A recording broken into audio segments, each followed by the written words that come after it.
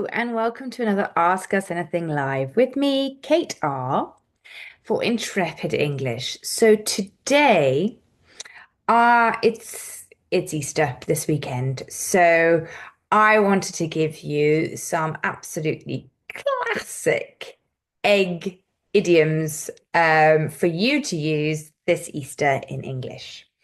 Um, so my first one, I absolutely love. I remember I did this as a debate in school. It is a classic debating topic, and it is an expression that we use in English. And it is, what came first, the chicken or the egg?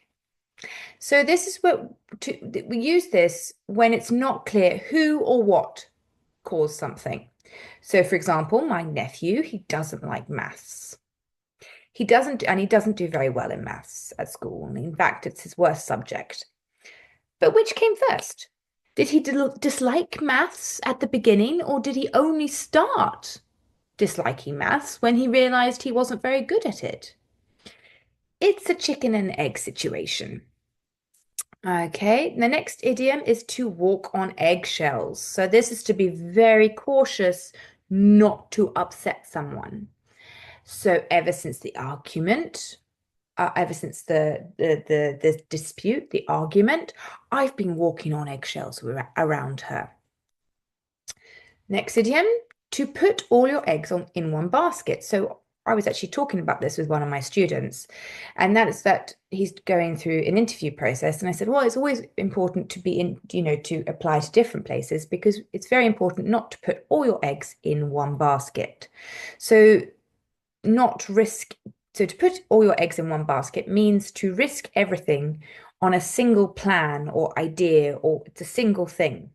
So, for example, it's very risky to invest all your money in one company. You're putting all your eggs in one basket. The next one is to have egg on your face. So that is to be embarrassed or to look foolish. So he had egg on his face after bragging about the deal that never happened, for example. Next one, number 5. I absolutely love this one. I use it all the time, to egg someone on. So I'm always saying that to my eldest daughter to stop egging on her younger sister. So this means to encourage someone to do something risky or wrong. And you can imagine pretty much every older sister or brother is egging on their younger brother or sister. So the crowd, for example, egged him on to jump from the roof into the pool at a party. The next idiom, so you can use it as either in a positive way or a negative way. So you can say a good egg, to be a good egg, or to be a bad egg. So this depends, you're describing someone, and if you call somebody a good egg, that means that they're a kind and trustworthy person. So for example, Lorraine is a good egg. Then you can talk about a bad egg. So that is talking about someone who is untrustworthy and who behaves very badly. So for example, he seemed nice, but actually he turned out to be a bad egg. So those are my classic egg idioms, and I hope you'll use them this Easter to help your English and to wow everyone with the level of your English because you know so much, so these wonderful egg idioms. In the meantime,